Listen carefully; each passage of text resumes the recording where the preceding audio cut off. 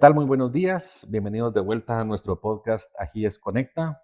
El día de hoy tenemos el gusto de que nos acompaña el ingeniero Andrés Herrera, uno de los expertos en diseño de sistemas de contención del país. Entonces, vamos a continuar con nuestra charla acerca de las contenciones, solo que ahora ya vamos a entrar un poco más específicamente en todo lo que tiene que ver con el diseño propiamente de los sistemas de enclavado y los sistemas de cortinas de pilotes cuando no existen sistemas de enclavado en ellas. Así que, primero que todo, muchas gracias, Andrés. Muy buenos días. Y de parte de GIES te damos las gracias por estar acá y pues contanos un poquito, Andrés, para que te conozcamos todos quienes nos ven en redes sociales. Eh, ¿Cuál es tu experiencia, Andrés? ¿Cómo fue que iniciaste vos en esto de la geotecnia? Ok, gracias, Byron. Buenos días a todos. Gracias por la invitación, primero que todo. Creo que es una buena idea lo que estás haciendo acá de los podcasts, las entrevistas. Es para que la gente y todo el gremio de la ingeniería en general conozcan un poco más lo que hacemos en Guatemala, tanto en ingeniería estructural como en este caso ingeniería geotécnica. Gracias por la introducción.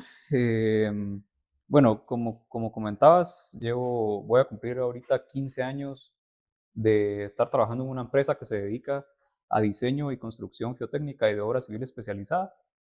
Eh, Tendré un poco más de 8 años, 9 años de ser el director de ingeniería de la empresa. Entonces, la verdad es que he acumulado un poco de experiencia en el diseño de todas las obras geotécnicas, sobre todo de muros de contención especializados y cimentaciones profundas. Yo me gradué de la Universidad del Valle como ingeniero civil. Tengo estudios de ingeniería estructural también y muchos cursos de ingeniería geotécnica, no solo acá en Guatemala. También he recibido y tengo un poco de experiencia trabajando en oficinas de diseño, por ejemplo, en Ciudad de México. Estuve un tiempo en Madrid también, siempre como bajo la misma empresa. Y obviamente eh, tengo experiencia también en diseño de obras geotécnicas, no solo en Guatemala, sino en toda Centroamérica, desde Guatemala hasta Panamá. Entonces uno se va encontrando ahí con retos de distintos tipos de suelos, distintos proyectos. Hay unos países, así como acá, que nos gusta hacer un montón de sótanos, hay otros países que no les gusta hacer muchos sótanos, sobre todo también porque tienen suelos diferentes o tenemos roca, tenemos agua a nivel freático. Entonces, la verdad es que he agarrado un poco de experiencia en el diseño de obras geotécnicas en muchos lugares y yo creo que esa experiencia que he adquirido voy a poder comentarles un poco en este podcast. Actualmente, bueno, desde principios de este año estoy como presidente de la Asociación de Mecánica de Suelos e Ingeniería Geotécnica de Guatemala, que es AMSIG. Em, ya tenía en años anteriores, había estado en la junta directiva de AMSIG, pero a partir de este año la estoy presidiendo.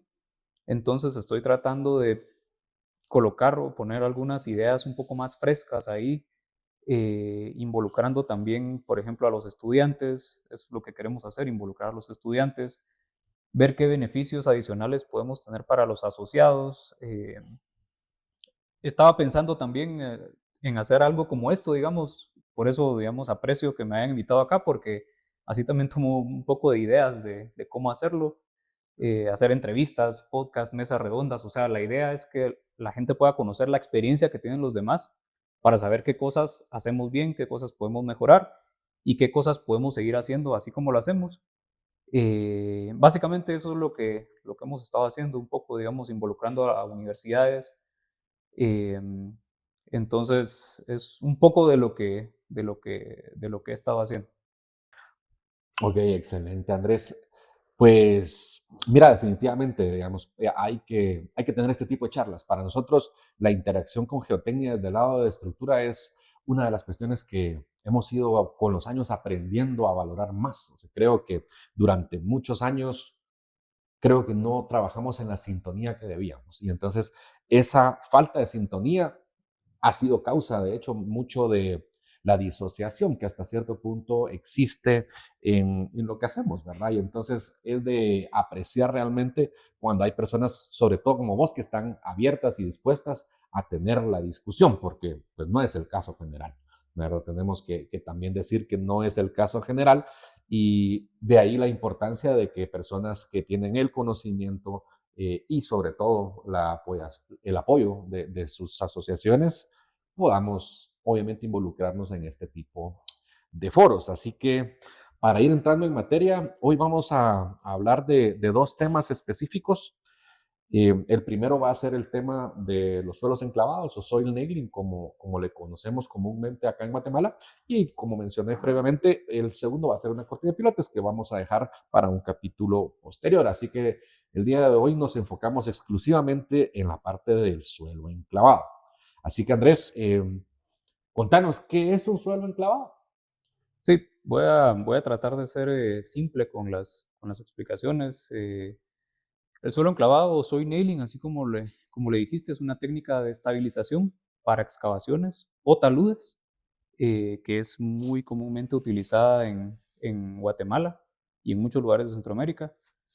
La técnica consiste en perforar e instalar inclusiones de acero para reforzar la masa de suelo.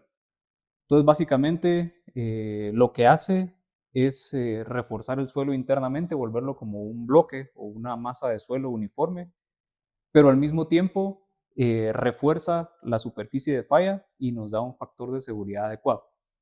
Dependiendo del tipo de inclusión que utilicemos, vamos a poder o no controlar un poco más las deformaciones, pero básicamente ese es como el concepto general. Entonces, si lo queremos pensar de una manera simple, digamos, es una técnica de reforzamiento de excavaciones o taludes que consiste en reforzar internamente el suelo.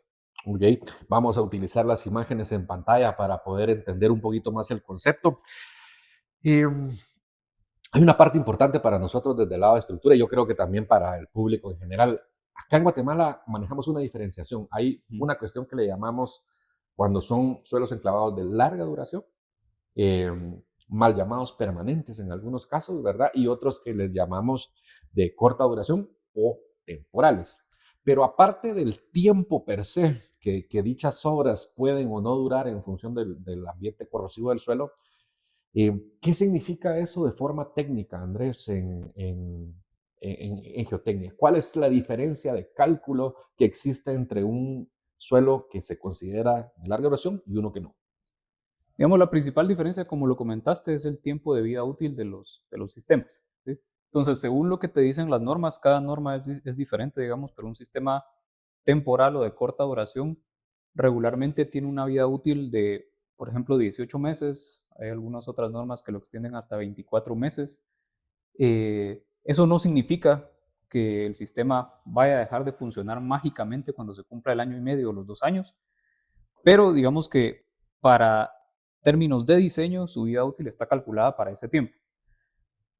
Eh, Cada uno de los dos conceptos involucra un tema de cálculo que va relacionado un poco con el factor de seguridad, o sea, obras temporales o anclajes temporales regularmente manejan factores de seguridad, por ejemplo, de 1.30 a 1.35, mientras que las de larga duración manejan factores de seguridad un poco más altos, por ejemplo, de 1.50. Con la verificación del cálculo pseudoestático o sísmico, digamos, que regularmente vamos a manejar factores de seguridad de 1 o 1.10, dependiendo también de la temporalidad. Pero la diferencia principal está en el tipo de protección contra la corrosión que tienen los sistemas, o sea, el encapsulamiento, etc. Un sistema temporal, como en diseño su vida útil debería ser un poco menos, entonces toda la protección contra la corrosión es un poco menos agresiva en comparación con un sistema permanente o de larga duración, o sea, está mejor dicho larga duración, en donde los sistemas a la corrosión son un poco más agresivos o más fuertes. Entonces, digamos, esa es la principal diferencia. Su tiempo de vida útil y dependiendo de eso, cómo lo vamos a proteger contra la corrosión, dependiendo del tipo de terreno en donde estén instalados. Básicamente es eso. Ok.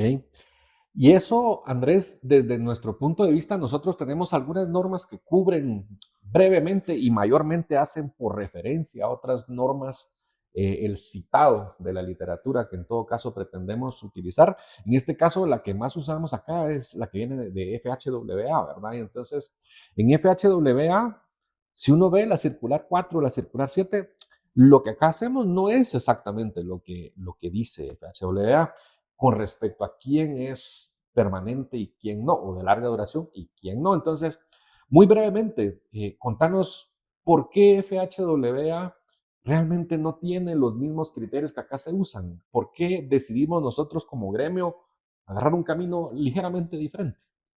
Sí, digamos, lo primero es que estrictamente en Guatemala no cumplimos con todos los requerimientos de las normas internacionales.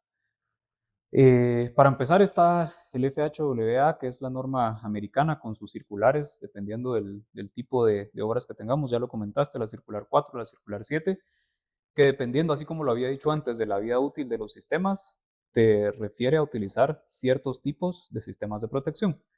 Entonces, digamos, vamos a tener varias capas de sistemas de protección contra la corrosión. El primero, por ejemplo, la lechada que recubre las inclusiones.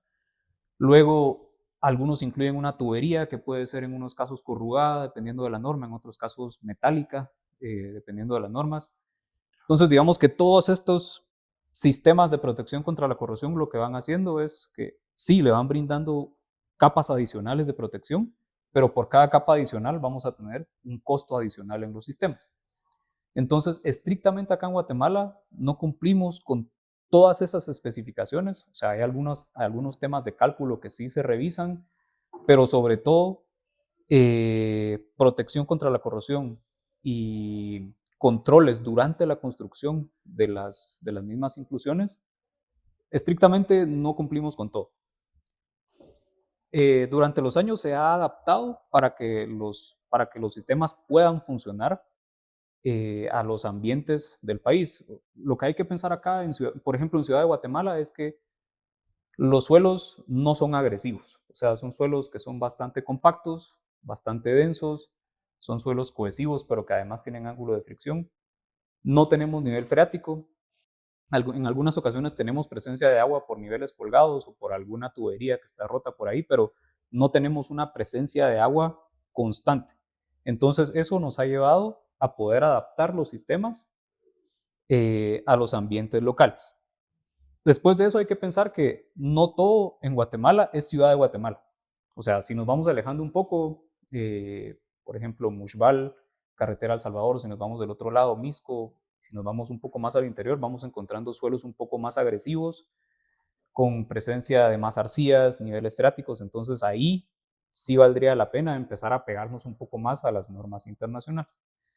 Entonces, digamos, conocemos el FHWA porque es lo más cercano que tenemos, o sea, es la norma americana, pero también hay otras normas.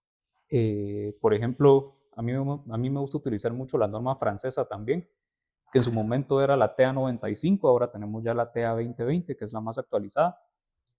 Los sistemas de protección contra la corrosión incluso pueden ser un poco más agresivos o complejos en normas que no sean las americanas. Por ejemplo, muchas veces tenemos tubería metálica para protección contra la corrosión. Entonces imaginemos un anclaje que tenga los cables con lechada y luego la tubería metálica. Eso encarecería un montón todo el sistema. Entonces yo creo que sí, los sistemas se han ido adaptando a las condiciones locales, pero mientras más nos alejamos de Ciudad de Guatemala, tenemos que ir pensando en apegarnos un poco más a las normas internacionales. Precisamente por la complejidad del suelo. Vimos en Ujú. capítulos previos ahí, tanto con Juan Pablo Ligorría como con Fernando Callejas, que lo benevolente que realmente es el Valle de Guatemala por unas secuencias de ceniza que están presentes derivados de los volcanes, y eso de alguna manera nos ha dado la impresión de que las cosas nos funcionan, y hablábamos con Fernando específicamente de que no es tan cierto, ¿verdad? O sea, una cosa es cómo funcionan en el valle, como lo mencionas, pero también hemos sido testigos de multitud de colapsos en el perímetro de la capital. Entonces, eso a veces ni siquiera hay que llegar a colapso, simplemente Ujú. los desplazamientos que conocemos en es una carretera cercana acá a donde estamos hoy. Hemos visto cómo eso ya es la tercera vez que se readecúa ese trabajo, ¿verdad? Entonces, esto se llama reptancia, ¿verdad? Es esto de que el suelo finalmente sí se va moviendo con el tiempo y entonces esos cables van perdiendo tensión. Así que en algunos casos, para que una cosa pueda ser llamada permanente, tiene que existir esa posibilidad de un retensado en una etapa posterior, ¿verdad? Entonces, importante dejar en el ambiente la idea de que mientras tengamos la idea de que algo tiene que ser permanente, ¿verdad? Tiene que tener posibilidades de retensado para irnos apegando, como mencionas, a las normas internacionales, lo cual, seamos claros, no se dice en este momento. Entonces, un poco por el otro lado, Andrés, ¿cuáles son en sí los chequeos que se le hacen a una estructura cuando se considera que ya es de largo plazo? Mencionaste un poco lo de los factores. Aparte de los factores, ¿qué más se chequea? Digamos, sí, lo primero son los factores de seguridad y segundo, y creo que más importante, tiene que ser el sistema o el tipo de protección contra la corrosión, digamos. Eso es básicamente lo que necesitamos revisar. Después de eso, para un sistema de contención de larga duración, obviamente tenemos que incluir el cálculo pseudoestático o el cálculo sísmico, digamos, en donde podamos involucrar ya los factores de aceleración sísmica, tanto horizontal como vertical, y verificar los factores de seguridad y las deformaciones para ese caso. Entonces, digamos, primero está el cálculo de resistencia, que obviamente es el factor de seguridad. Segundo, verificar el tipo de protección contra la corrosión. Y por último, el cálculo de las deformaciones, que en cualquier caso, si es provisional o larga duración, hay que realizarlo. Entonces, básicamente es eso. Muy bien. Es bien importante eso, mencionar que el cálculo de deformaciones es imperativo, ¿verdad? Y es parte de las memorias de cálculo, ¿verdad? Ujú. Ahora, los sistemas de enclavado, Andrés, tienen diferentes partes, pero yo quisiera que detallaras un poco las partes. ¿Cuáles son las partes que forman el sistema de enclavado y que de una forma conceptual nos digas cómo funciona cada una de esas partes y cuáles son las normas que rigen el diseño de cada una de esas partes? Ok, entonces vamos a ver ahí en las imágenes las distintas partes de un sistema de soy nailing. Que por cierto, digamos, solo aclarando un poco, algunas personas al soy nailing la, la conocen por anclajes pasivos, pero también tenemos los anclajes activos. Entonces, digamos, vamos a hablar de soy nailing en este caso como el conjunto de anclajes pasivos o anclajes activos, o la combinación de los dos, digamos. Entonces, primero tenemos el suelo reforzado es la primera parte y creo que la más importante de un sistema de suelo enclavado. Si no hay suelo, no tenemos suelo enclavado. Segundo, están las inclusiones. Entonces, las inclusiones regularmente son barras rígidas o cables en el caso de los anclajes activos, aunque hay algunos casos de anclajes activos que también están hechos por barra. Entonces podemos tener la inclusión de cable, de barra de acero.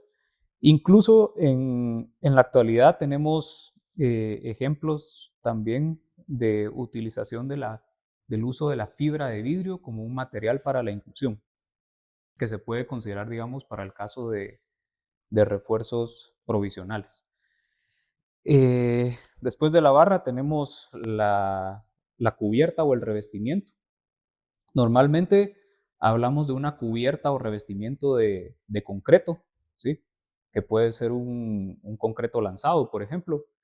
Pero también hay otros casos en donde se puede combinar, por ejemplo, una viga de concreto y entre anclajes o entre inclusiones un geomanto, por ejemplo, para soluciones un poco más verdes que funcionan no para excavaciones porque se controla menos el tema de las deformaciones, pero para taludes, por ejemplo, se podría pensar en una cubierta de geomanto con elementos de concreto que distribuyan la carga para los anclajes activos o pasivos. Después de eso tenemos la cabeza que va a transmitir la carga de las barras hacia la cubierta que tengamos. Después de eso hay otros elementos adicionales que podríamos o no tener en los sistemas de suelo enclavado. Por ejemplo, tenemos el sistema de drenaje, que es también súper importante para el control de las aguas. Eh, Regularmente cuando tenemos un sistema de concreto lanzado, digamos que no es recomendable trabajarlo en condiciones de nivel freático, pero sí necesitamos un sistema de drenaje adecuado para todo el control de aguas, sobre todo de escorrentía superficial o, como comenté antes, de alguna tubería rota o un nivel freático colgado. Por último, otra parte que no muchos la involucran dentro de los sistemas de suelo enclavado, pero a mí sí me gusta comentarlo, es el sistema de bermas que se utiliza para la secuencia constructiva o la secuencia de excavación, que dependiendo del tipo de suelo, esas bermas pueden estar más separadas o más juntas, pueden ser más grandes o más pequeñas, o incluso obviar su uso, pero también forma parte de todo el sistema de suelo enclavado. Esa parte de las bermas durante las secuencias, me gustaría que la amplíes un poco más porque en general no podemos simplemente cortar bandas así completas y bien grandes de franjas altas de suelo porque pues se nos puede venir el suelo por debajo del enclavado. Entonces, explica un poquito más esta parte de las bermas. ¿Cuál dirías, sin entrar a mucho detalle, pero a nivel conceptual, a qué distancia y cómo es que se deben calcular esas bermas para no poner en riesgo la excavación? Digamos, hay, hay dos temas acá. El primero es, obviamente, el pasivo que me va a brindar esa berma o tacón de suelo al momento de hacer la excavación. Entonces, yo necesitaría, por ejemplo, longitudes de corte, por ejemplo, de 4,50 metros con tacones de 2 metros o 2,5 metros, por ejemplo, que eso podría ser algo teórico que funciona. Sin embargo, el espaciamiento podría ser menor para capas de suelo superiores, donde tenemos más suelo orgánico, más arcillas, y podría ser más separado para capas de suelo inferiores, en donde ya tenemos el talpetate, que es el limo arenoso, o el selecto, que es la arena limosa. Sin embargo, también depende del tipo de anclaje que yo esté utilizando, ¿sí? Si toda mi contención está conformada por anclajes pasivos, yo tengo que ir conformando el sistema de bermas para controlar esos derrumbes locales que puedan ocurrir en la secuencia de excavación. Ahora ya mucha gente utiliza programas de análisis y cálculo de elemento finito en 3 dimensiones. Entonces, digamos que se puede modelar de mejor manera o un poco más representativo de la realidad a cuánto voy a colocar esos tacones de suelo. En el caso de los anclajes activos es distinto. Bueno, más adelante voy a explicar ahí la diferencia entre anclaje activo y pasivo, pero como con el anclaje activo yo pongo una precarga en donde estoy comprimiendo el bloque de suelo, entonces en teoría puedo hacer cortes un poco más grandes sin necesidad de esos tacones porque estoy comprimiendo el suelo. Sobre todo para capas inferiores en donde ya tengo materiales más compactos. Incluso se podría pensar en obviar esos elementos tacones dependiendo de la altura del corte y también de la carga de los anclajes que estoy utilizando. Entonces también eso es una ventaja de utilizar anclajes activos, que puedo acelerar un poco el proceso de excavación, ¿sí? Entonces más o menos así es. Ok. Fíjate vos que tal vez de las experiencias que yo he vivido de hace algunos años, digamos, cuando uno hace algunos cuestionamientos en los sistemas, la parte que a mí me parece que se deja muy de lado de parte de algunos en geotecnia es la parte del chequeo de la pantalla o el recubrimiento, así como decías, porque eso finalmente tiene que tener un diseño, que es un diseño a flexión, ¿verdad? O sea, es una especie de losa, llamémoslo así, con múltiples apoyos. Entonces existe flexión de apoyo a apoyo y existe punzonamiento también en la zona donde están puestos los anclajes. ¿Ustedes cómo lo hacen? ¿Cómo lo verifican? ¿En qué programa es que hacen eso vos? Digamos, primero se tiene que hacer el chequeo de estabilidad y de formaciones en los programas de análisis y cálculo geotécnico, ¿sí? Entonces, ¿Alguno que recomendés en particular para los estudiantes? algún programa, digamos, el software que yo recomendaría es el Plaxis, que es un software de elemento finito que puede ser en 2 dimensiones o en 3 dimensiones, que eso te permite calcular, digamos, no solo resistencias, o sea, factores de seguridad, sino también te permite calcular esfuerzos en las pantallas. que en este caso estamos hablando de pantallas de concreto lanzado. Entonces te permite calcular una envolvente de esfuerzos de acuerdo con tu secuencia de excavación o de acuerdo con tu secuencia constructiva. Entonces no es lo mismo montar un análisis con la pantalla y múltiples apoyos, así como lo comentás, pero ir montando la pantalla y los apoyos conforme vaya avanzando la excavación. Y eso te va creando un historial de esfuerzos y deformaciones que lo puedes determinar a través de este programa. Digamos, el que yo más recomiendo es el Plaxis porque es un programa bastante completo que te permite calcular no solo esfuerzos en la pantalla, sino también esfuerzos en las inclusiones y también te permite calcular esfuerzos y deformaciones en el suelo, que es súper importante, ¿verdad? Entonces, eh, relacionándolo un poco con el tema de esfuerzos en la pantalla y cómo calcular ese muro, digamos, sí, o sea, el programa te permite calcular qué presiones le están llegando al muro con respecto a todos los apoyos que tiene. En el caso de nailing, por ejemplo, apoyos a cada 1,50 por 1,50, a cada 2 metros por 2 metros. Te permite calcular qué momentos y qué cortantes tiene tu pantalla para después, utilizando, por ejemplo, el ACI, poder determinar cuál es el espesor y el refuerzo adecuado para esa pantalla con base en los esfuerzos que tenés después de aplicarle las presiones de suelo. Entonces, básicamente así es como debería ser. Ok, esa es la parte importante porque Ujú. bien importante el posicionamiento del hierro, ¿verdad? Cuando uno está viendo las pantallas, sobre todo porque regularmente hay alrededor de 7,5 de recubrimiento que son más o menos obligatorios por temas de recubrimiento, ¿verdad? Entonces, Ujú. en dónde queda el refuerzo es bien importante para que quienes están calculando esas pantallas lo tengan claro, ¿verdad? Sobre todo lo que pasa en el apoyo, que es donde en todo caso está el máximo esfuerzo.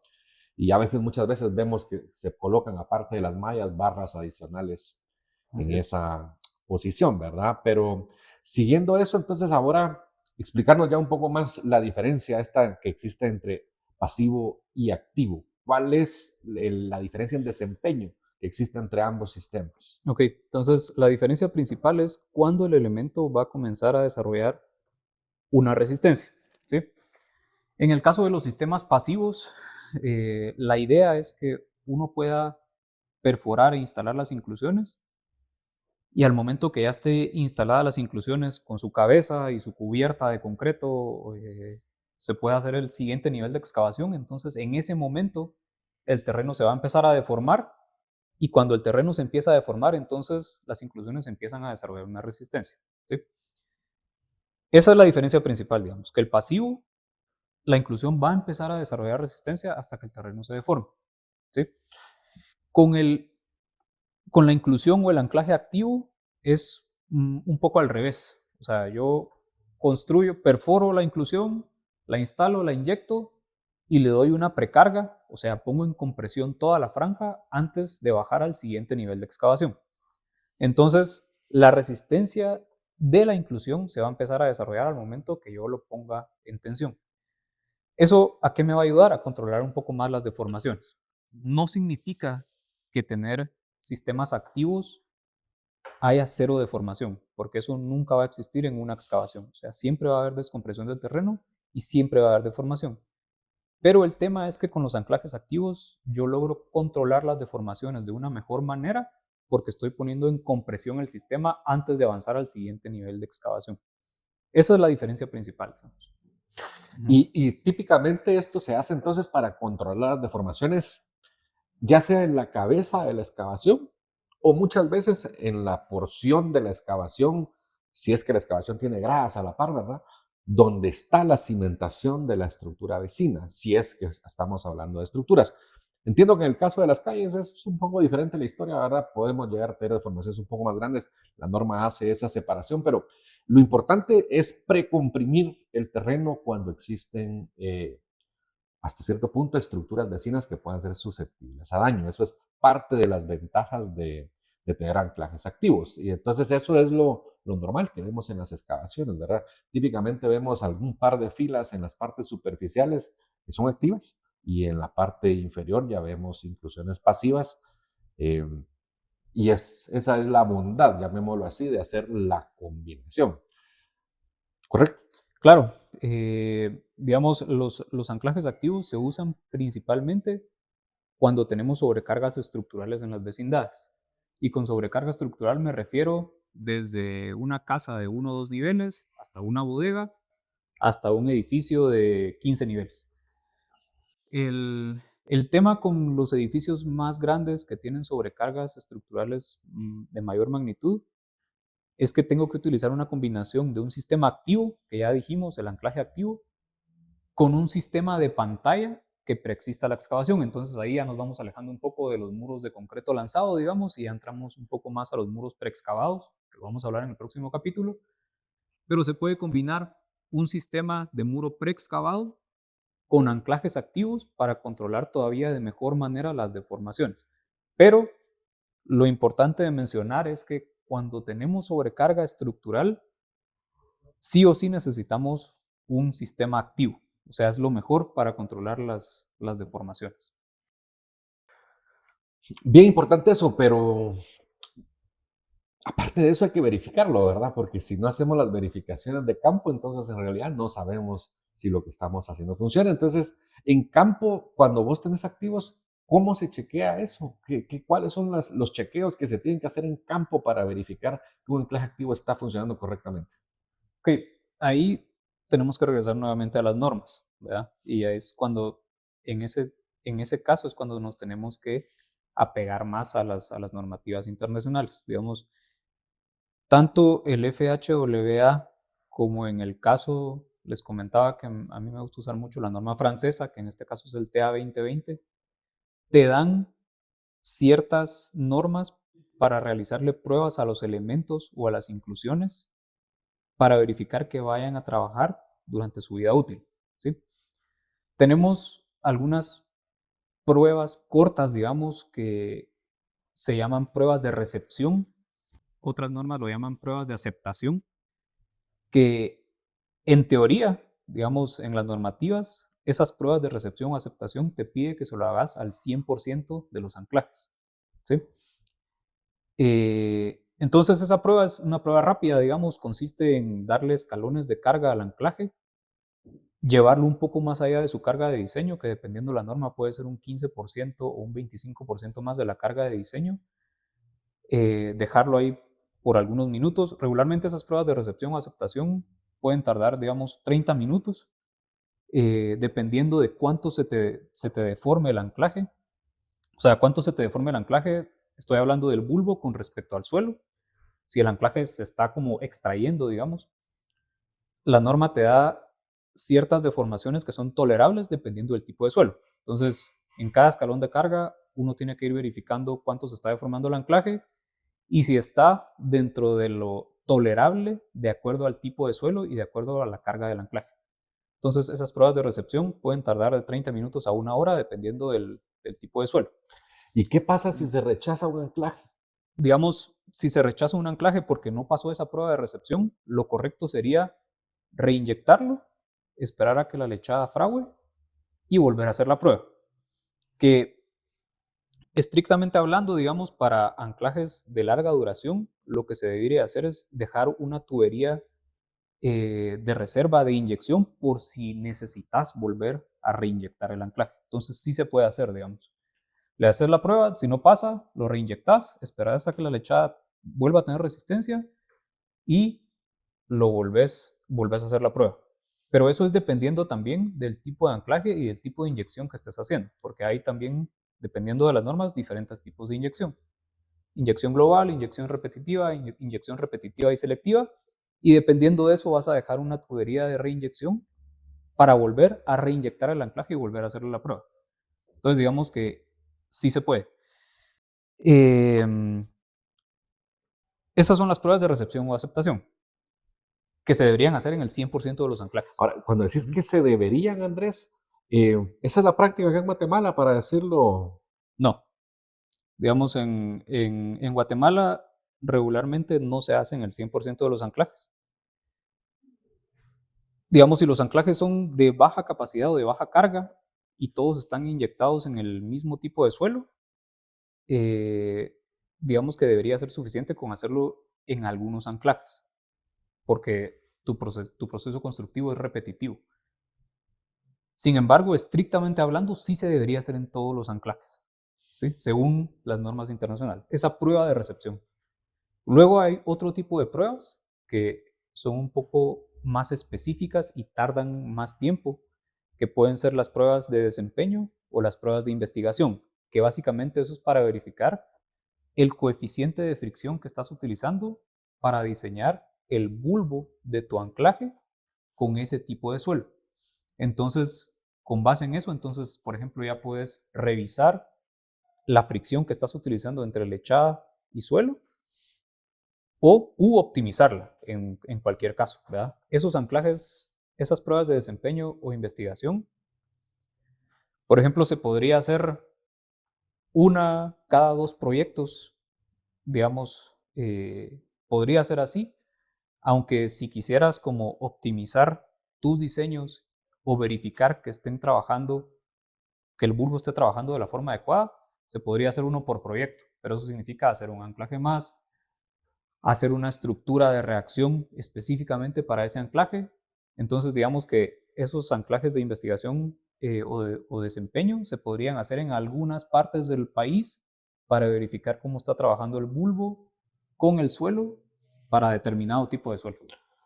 Ahora, eso se reduce a costo, ¿verdad? O sea, digamos, alguien podría decir, yo quiero ofrecer este producto que está 100% verificado, y alguien más simplemente dice, no, yo lo voy a hacer 20% verificado, 15% verificado. Entonces, ese costo, finalmente, ¿verdad? En lo que deriva la situación. Entonces, un poquito entender desde nuestro punto de vista de la ingeniería esta agresividad del mercado, ¿verdad? Por ver quién es el más barato. Entonces, importante que tengamos concepto de lo que nos acaba de mencionar Andrés, ¿verdad? No todo está verificado. Y entonces estamos confiando porque hemos visto a lo largo de los años un buen desempeño y de alguna manera cuando no lo hemos visto, siempre hemos logrado identificar que había un problema más puntual que el simple hecho de una verificación, ¿verdad? Lo que mencionabas, pueden haber lechos colgados ahí que no aparecieron en el estudio, pueden haber tuberías o en algunos casos puede haber nivel freático de forma circunstancial en la variabilidad de lo que pasa el año y en sí las estaciones, ¿verdad? ¿Qué es lo que nos pasa a lo largo del año cuando llueve y cuando no llueve? Entonces, bien, bien importante tener esos conceptos, pero me gustaría que aparte de esto hablemos un poco más de las colindancias, porque el tema de las colindancias es uno de los temas principales que nos ha proporcionado, por lo menos a los ingenieros estructurales, más preocupación en los últimos años y tiene mucho que ver con la profundidad de las excavaciones. Ujú. Entonces, sabemos que va a haber daño. Como mencionaste perfectamente, mientras haya excavación, tiene que haber deformación. Si no, pues la magia no existe, ¿verdad? Entonces, tiene que haber algún grado de deformación. El punto desde la norma es cuánta deformación realmente es aceptable. En 2024 se propuso unos cambios a las normas NSE 5.3, ¿verdad? Que es la que tiene que ver con excavaciones. Y en esta norma lo que pusimos fue unos límites de deformación de la pantalla en función de algo que se le llama la distorsión angular que está en la parte posterior a la excavación, que es la parte del suelo que queda en superficie. Esas limitantes son bien duras, ¿verdad? Desde el punto de vista numérico, bien, bien duras. Entonces, en realidad pretenden o evitar excavaciones muy profundas a la par de principalmente edificios que se tengan cargas grandes, porque entonces las deformaciones se van a volver difíciles de controlar, o pretende sistemas que sean suficientemente rígidos, como decías, de plano que ya no nos alcanza con un nailing de incluso 20 centímetros, seguramente no alcanza para controlar deformaciones, sino que ya tenemos que comenzar a tener algún tipo de pantalla preexcavada, si es con clamo, si es pilote, ajeno, digamos, al tema, pero tenemos que tener eso. Ahora, en tu experiencia, estas deformaciones cuando se dan a nivel de superficie, ¿qué tipo de efectos causan en las estructuras colindantes típicamente? Sí, digamos, así como lo comenté antes, en cualquier excavación siempre va a haber una descompresión del terreno, por lo tanto van a haber deformación.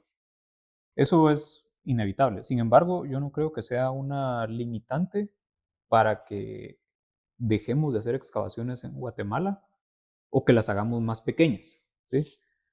Yo creo que es parte del desarrollo. Al final de cuentas, los terrenos se van acabando, entonces hay que ir más profundo para poder hacer más estacionamientos, etcétera, ¿sí?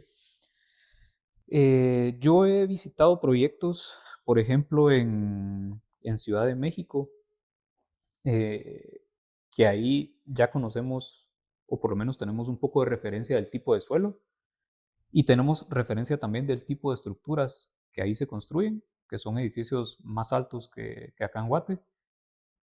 Tenemos referencia también de que es un suelo complicado, un suelo arcilloso con agua, y además es una zona sísmica, ¿sí?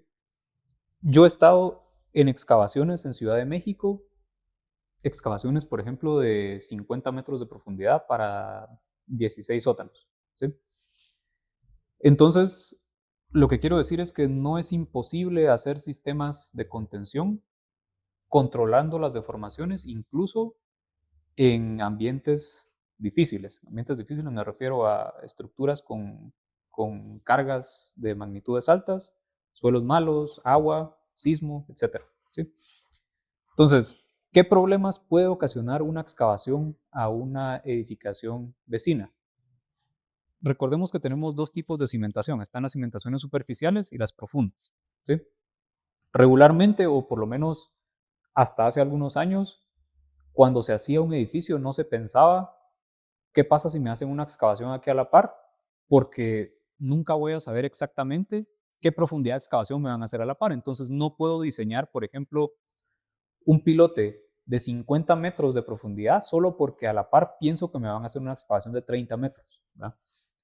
Entonces, ¿qué pasa si tengo una excavación superficial a la par, una cimentación superficial a la par de un edificio de 20 niveles y yo quiero hacer una excavación de 20 metros al lado? Entonces, obviamente voy a descomprimir, van a haber deformaciones. ¿Qué puede pasar? Lo que comentabas de la distorsión angular y el asentamiento diferencial. Entonces, el asentamiento diferencial es lo que realmente daña las estructuras, porque se te deforma más un lado y el otro se te queda arriba, entonces ya empiezan a tener problemas los elementos estructurales de la colindancia. Pero yo puedo controlar esas deformaciones, o sea, no solo puedo calcularlas antes de hacer el proyecto, sino puedo controlarlas mientras se hace el proyecto. Y así es como debería trabajarse. O sea, yo debería calcular algo, pero ese algo lo debería poder comparar después contra lo que de verdad está ocurriendo, para ver si necesito intervenir con algún elemento adicional, porque puede pasar. O sea, el suelo no lo voy a conocer al 100% en ningún proyecto. Entonces, el tema que comentabas de las deformaciones es cierto. Yo creo que la norma 5.3 es tajante en que las deformaciones se tienen que conocer, ¿sí? O sea, yo tengo que saber cuáles son mis deformaciones de diseño. Sí creo que los límites que están ahí son un poco agresivos, porque hablamos de límites, por ejemplo, de 5 milímetros con estructuras que están bastante cercanas y que son estructuras muy grandes. Pero después en la misma 5.3 habla un poco de distorsión angular, que lo estuvimos hablando con Fernando Callejas. Entonces, prácticamente, si chequeas la distorsión angular, casi que los límites de deformación, digamos que deberían cumplirte. O al final de cuentas es más importante chequear la distorsión angular que las mismas deformaciones. Pero al final de cuentas, digamos que para mí el cálculo de las deformaciones es imperativo, es obligatorio, sobre todo cuando tenés estructuras vecinas, porque es la forma en que una deformación horizontal te puede ocasionar un asentamiento vertical que puede provocar un asentamiento diferencial en la estructura en la estructura. vecina. Ujú. En el orden, como lo mencionaste, ese es el orden en que nosotros desde el lado de la estructura pensamos la cuestión. Digamos. Primero hay una deflexión en la pantalla, eso ocasiona un asentamiento, eso provoca un asentamiento en el elemento estructural, lo que provoca a su mismo tiempo un asentamiento diferencial en comparación al siguiente apoyo que estará pues en un eje ya un poco más retraído en la estructura vecina. Esto se puede ver en estas gráficas que vemos en pantalla. Y es importante de tomar en cuenta, definitivamente, porque no lo hicimos. Tenemos que decirlo, durante muchos años esto no era parte de la norma y cada vez nos preocupa más el tema de las excavaciones, sobre todo cuando las excavaciones no pueden ser contempladas de forma permanente. Ese es el caso que en realidad nos preocupa, y el caso más exigente de las permanentes, de hecho, es cuando ya no tenés la posibilidad de usar anclajes. Pero ese tema lo vamos a dejar entonces para nuestro siguiente episodio, Andrés. Así que de parte de GIES te damos las gracias por habernos acompañado en este episodio de GIES Conecta. Y para todos quienes nos ven en redes, por favor, métanse un poco a esto, que les entretenga la parte de la geotecnia. La geotecnia es una de las cuestiones que más tiene que ver con el desempeño final de la estructura, como nos mencionaron en capítulos previos. Que yo sepa, el 100% de las estructuras está apoyada en suelo, entonces el suelo importa, y bastante, ¿verdad? Así que les damos las gracias por su vista a nuestro podcast, y nos vemos en el siguiente episodio. Muchas gracias.